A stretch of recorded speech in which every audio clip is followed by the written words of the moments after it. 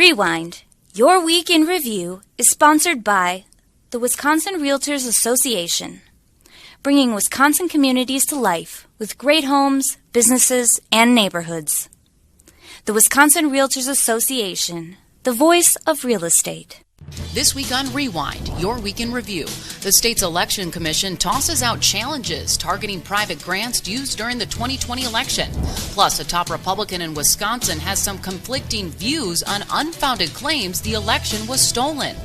And Wisconsin hospitals are entering a crisis as COVID-19 infections rise. We'll tell you what the governor is doing to help. All this and more on Rewind, your week in review for December 10th. Hi, I'm Emilee Fannon. And I'm J.R. Ross. Thanks so much for joining us this week. And we have some developments over these private election grants that Republicans have been questioning for months now about how they were used and how they were issued to multiple municipalities during the 2020 election. They were, of course, geared to help local clerks run their elections during the pandemic. So the Wisconsin Elections Commission, we're going to have some develops. There's going to be a timeline here to keep our audience in place. It's never easy with the Elections Commission, is it, Emilee? It's never easy. But we're going to start from the beginning of the week when the Wisconsin Elections Commission threw out challenges to these private grants issued to municipalities. At issue is $8.8 million in grants from the Center for Tech and Civic Life, distributed to Wisconsin's 5 largest cities. Now, the ruling from what the attorney said in their letter after tossing this out is that the commission finds that the complaint does not raise probable cause to believe that a violation of law or abuse of discretion has occurred. All claims are hereby dismissed. Now this is where we get to the twists and turns, right? We had some developments as of today that you have reported on. So now the commission has appointed an outside counsel to review these complaints because now it involves the administrator, Megan Wolf. Yes, so how this process works out is because there was commission official involved, they got outside counsel. So if you go back and look at the letter, it's an outside counsel making a recommendation. On the process that it works, the commission gets this letter and then has 7 days to review the letter and request a meeting on the complaint. Then they can vote on the complaint. It takes at least 2 members of the commission to request this meeting, right? The week expired without a request for a meeting. Therefore, the ruling from the outside counsel stood. After it expired, 2 Republican commissioners, Bob Spindell and Dean Knutson, said, oh, wait, we missed the email. Spindell told the Journal Sentinel that he's not okay with this letter saying these grants are okay. I talked to Knutson this morning. He had wanted a hearing, but he says, look, if we try to have a hearing, it would only delay the process for the plaintiffs to go to appeal this decision.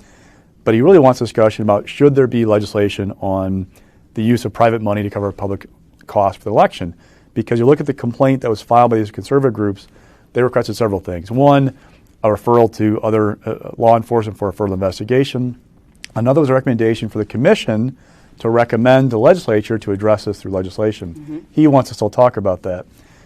A twist to all this is that Ann Jacobs, the Democratic chair of the commission, says, look, the week passed. They had a chance to ask for the hearing.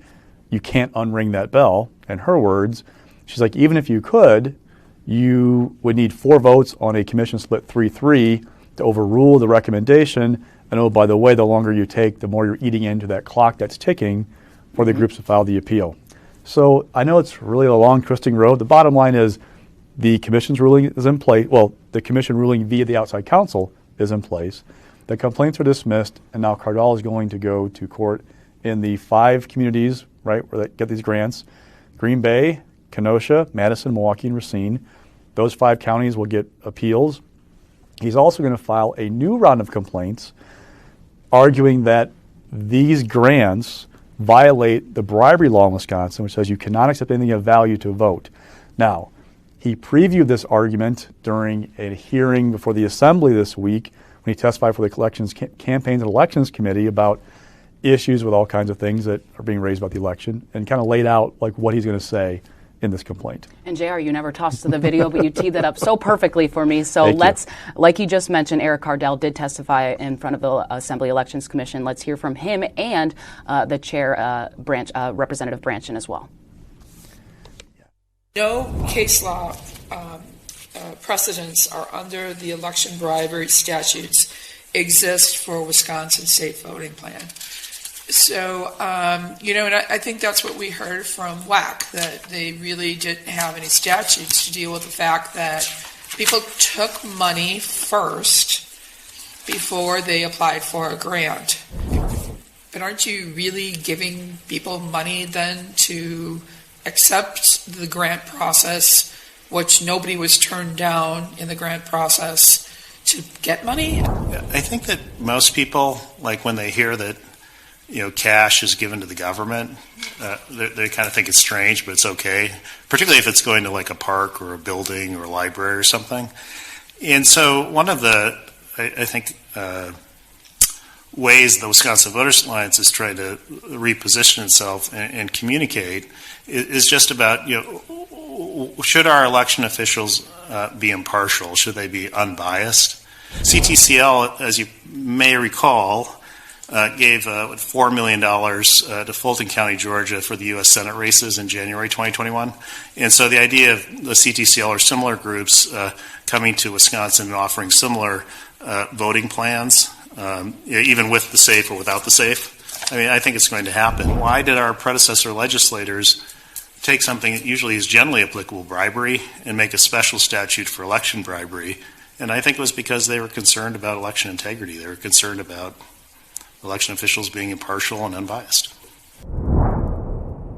And just to recap for our audience, Cardell is the attorney of the Conservative Wisconsin Voters Alliance and the Thomas More Society. And like you just mentioned, his group is going to appeal, and they have this new round of complaints that you also mentioned.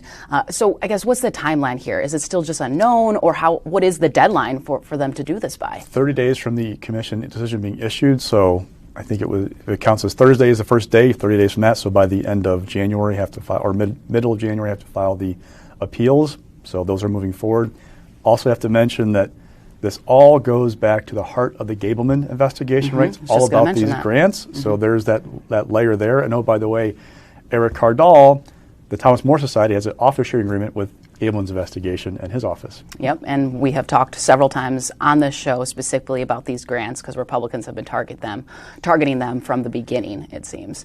Speaking of elections, I want to highlight some comments from Speaker Voss. I interviewed him this week just talking about his beliefs in conspiracy theories. Now, when I talked to him about this, it was in regards to Gableman revealing some staffers on his investigation, right? It was for the first time last week.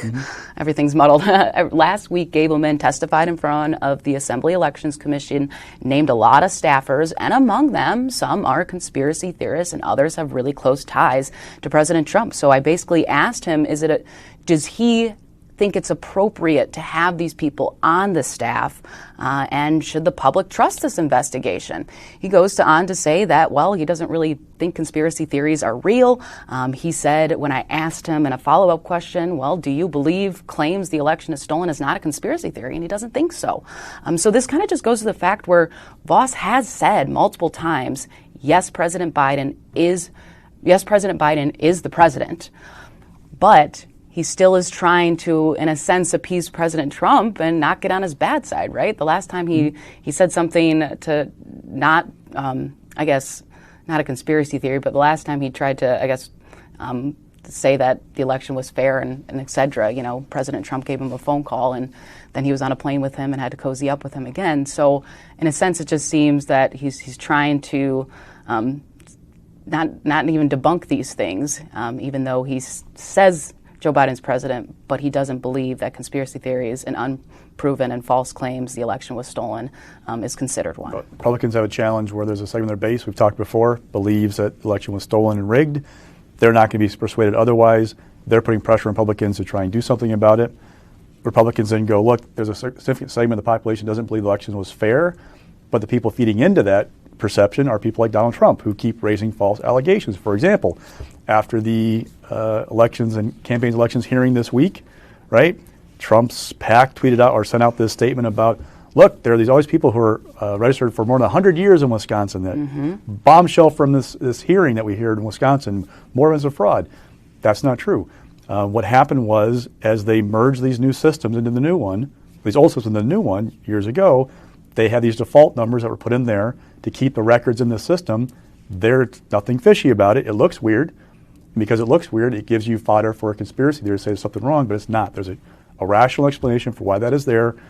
But again, for those folks who believe the election was stolen, you can't placate him at this point. And Speaker Voss also defended those on Gableman staff, saying that that's what I want. I want people questioning the election, doing their research, and maybe coming to a conclusion. So he doesn't seem, to have any problems, even though Democrats have raised a lot of red flags of the staffers that Gableman is, who is helping him with this investigation. I spoke to Senator John Erpenbach, which we're also going to highlight later in the show because he says he's not going to run for re-election. But he slammed Voss's comments, saying Republicans need to stop it. Now is the time to stop, to stand up and say that the election was safe and secure. But as you and I both know, JR, it's very unlikely we're going to see a lot of Republicans just, stop spreading false conspiracy theories about the election.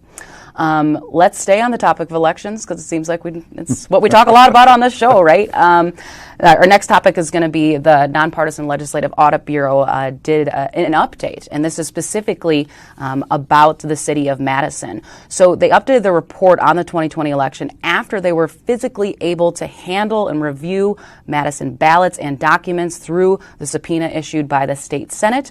Now, overall, it concluded that Madison's management of the 2020 election was accurate, and pre-election checks on things like voting equipment was handled properly. Madison Mayor Satya Rose Conway said the review showed Madison's performance exceeded statewide averages for other municipalities. I'm going to read a quote from her. Despite repeated attempts to find problems, it's once again clear the Madison Clerk's Office runs a safe and fair election. In fact, the numbers for Madison actually reflected performance exceeding the statewide averages for other municipalities. And I believe, I took some of these directly from your story, JR, and you talked to Madison Mayor Rose Conway. So it's kind of, in a sense, maybe a sigh of relief here for the city of Madison that they were able to get this kind of corrected in the audit. Well, it also raises the question, why'd you hold back the records in the first place? I mean, That's very the conclusion was you do things better than most people. So, for example, you're supposed to do a test within 10 days of an election of your electronic voting equipment to make sure it's working properly. And looking at other communities around the state, the ones that were checked, about half of them were done within that 10-day window. The others were done 10 to 22 days before the election, which you're not supposed to do for timing purposes. All of Madison's were done within 10 days. They checked 551 absentee ballot envelope certificates. There wasn't any missing information from any of them, right? 100% compliance on those. They found 3 ballots where information was corrected. Ballot certificates where information was corrected. All, again, better marks than everybody else. So why hold back? Again, the argument from the city was we're following this guidance from the Department of Justice that says you have to maintain chain of custody with these records. They're being super safe about it. Some would say overly cautious. And their argument was you can't have these physically touch them because we're worried about this. For Republicans, this is kind of basically just proving the point that we have access to this information. You have to work with the Legislative Audit Bureau. When LAB comes, you open the door. Mm-hmm. That's what they wanted to do this. And, there's also a political thing now that Republicans will go back to their Lincoln Day dinners and say, look, those guys in Madison we trying hold to hide them stuff accountable. from you, Yep. Mm-hmm. but we wouldn't back down. So there's that political piece to it as well. When I read your story on this as well, what made me think about this is also, WEC, has been trying to have auditors correct their audit as well when it comes to, they say there were several errors when it comes to the voting rolls and the ERIC system. Do you think they're ever going to get a chance to get those corrections? I don't know you're going to see LAB back down from its conclusions, and I don't know Republicans are going to push them on that issue, and they control both houses. So I don't know.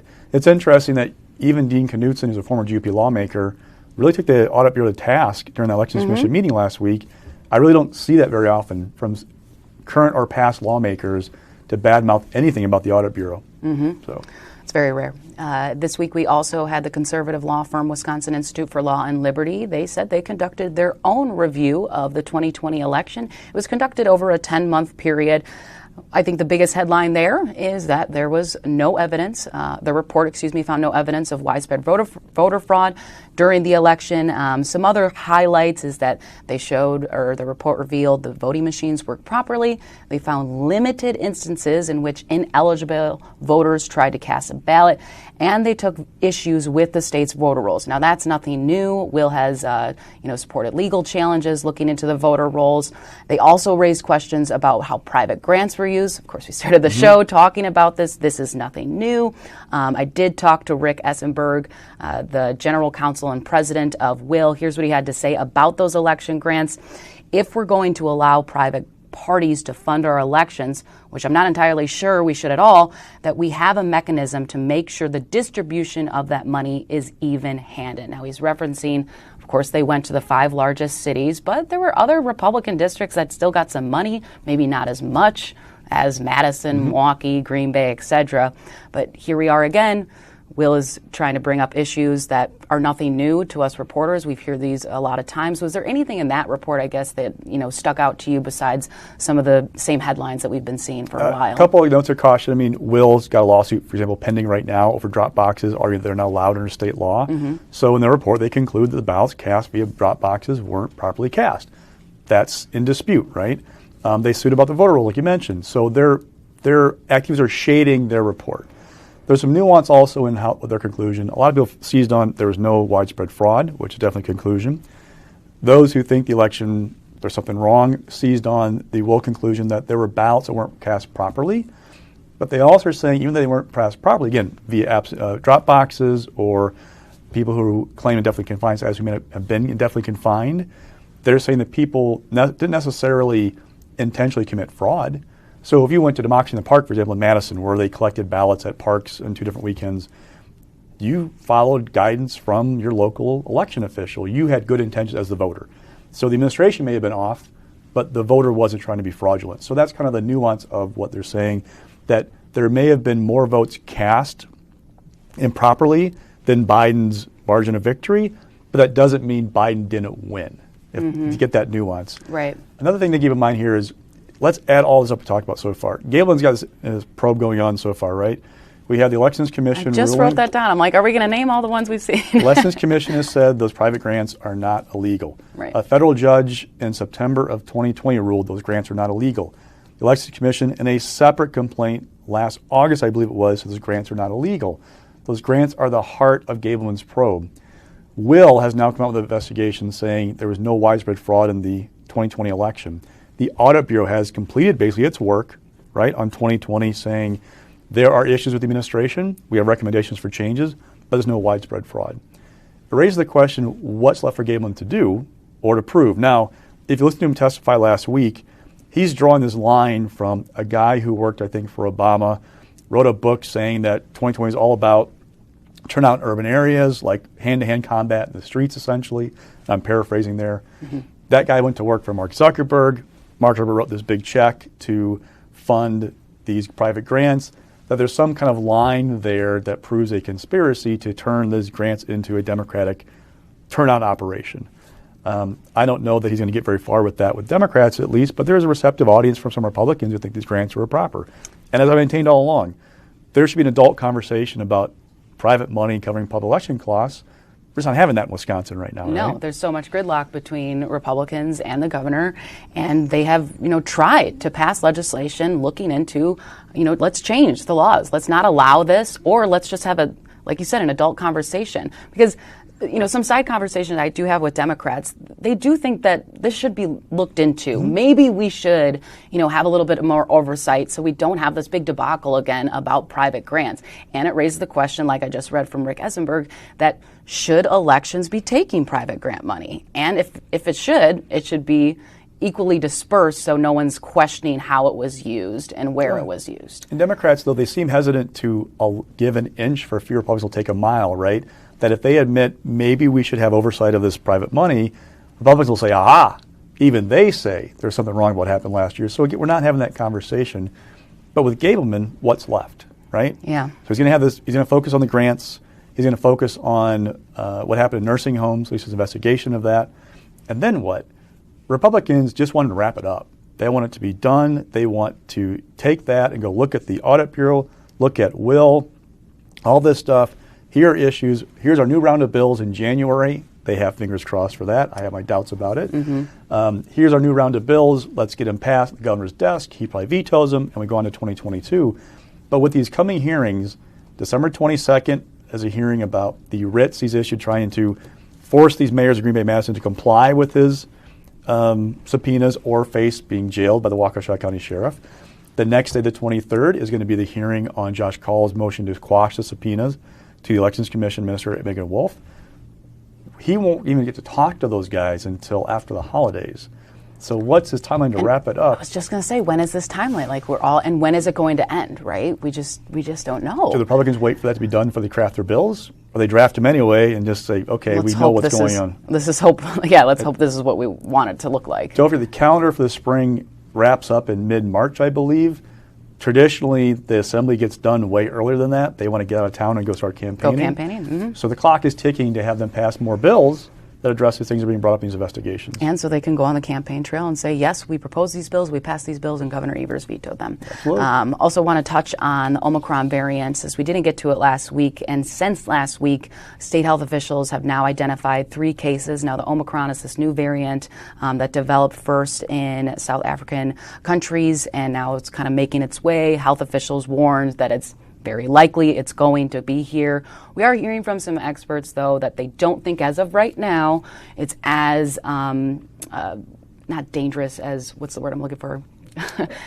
Blanking on this word. More contagious, but not as severe yes. as the Delta variant, which state health officials told us this week Delta is still the main dominant that is really starting to overwhelm our hospitals. And, it's starting to get nerve-wracking here in Wisconsin again, as we're reaching levels we haven't seen when it comes to hospitalizations. We reached an all-new high. So during their briefing this week, state health officials are now saying they plan to seek federal help to staff hospitals and nursing homes that are strained right now by COVID-19. And Governor Tony Evers is asking the Biden administration to send 100 federal workers to Wisconsin, and likely going to utilize the National Guard. And it's kind of funny looking back right around. I saw some I have tweets that will show me what I tweeted exactly a year ago.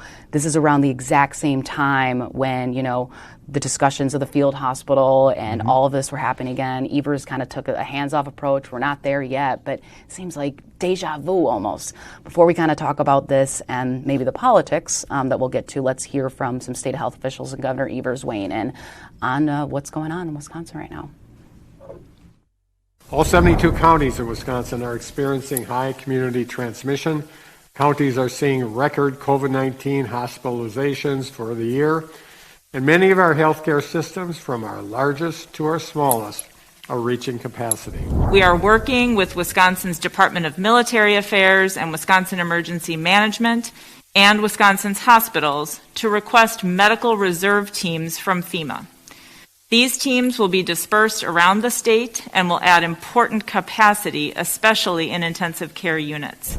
The bottom line is that we will continue to make every effort to make sure our hospitals, nursing homes, and assisted living providers have what they need to care for all of us.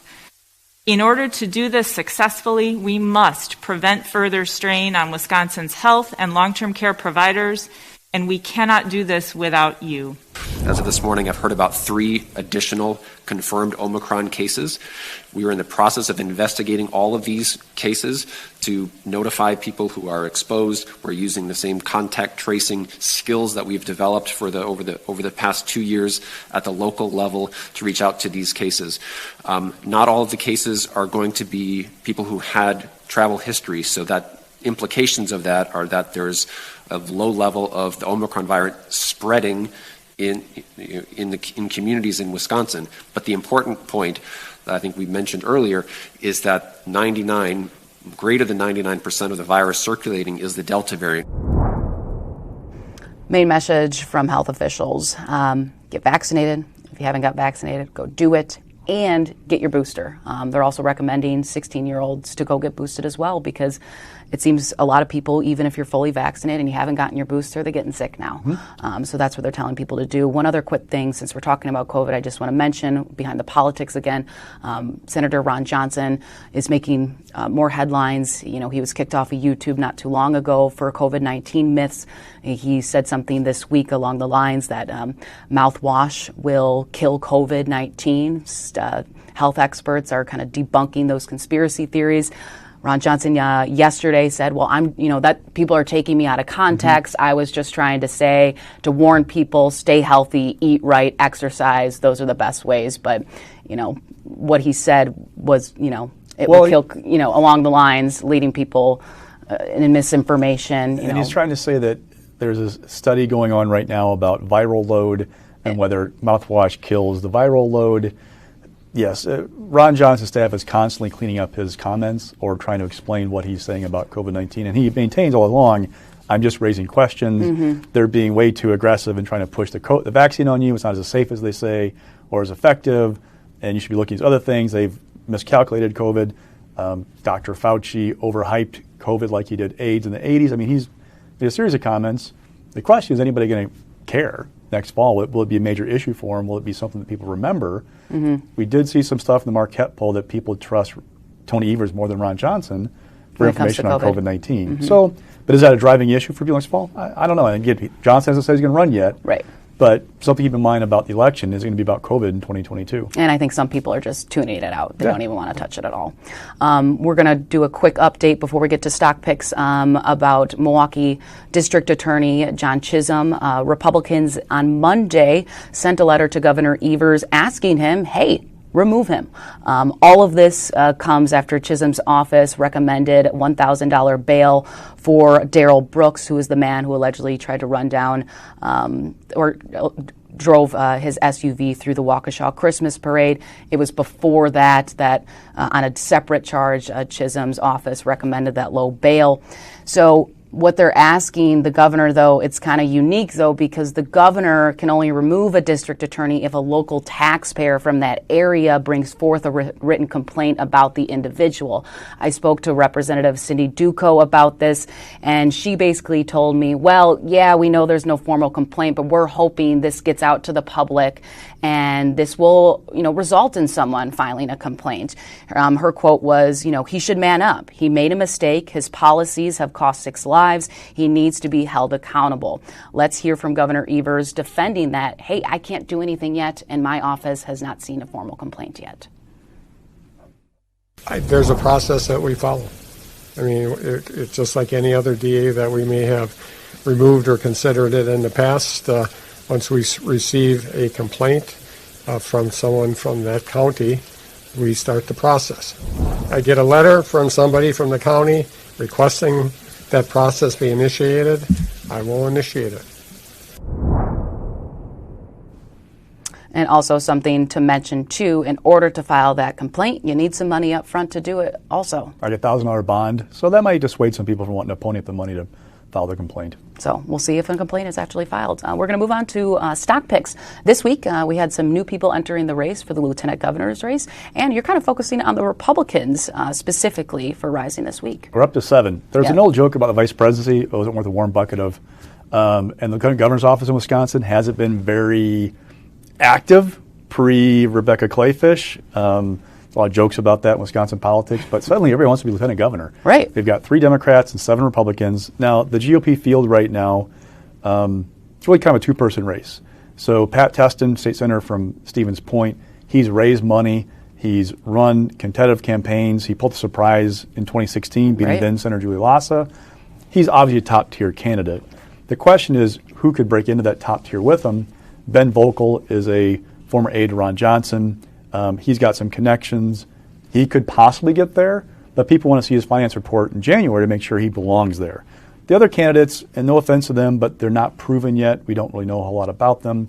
Either they're like David King, a pastor in Milwaukee who's run for office every so many years and had much success, or Cindy Werner of Milwaukee, who ran for the 4th Congressional District in 2020, lost the GOP nomination, that primary. They haven't proven yet that they're really serious contenders. These 2 guys are most likely ones, but Ben's got to prove he belongs there. The one advantage Ben has over Pat is that Ben lives in southeastern Wisconsin.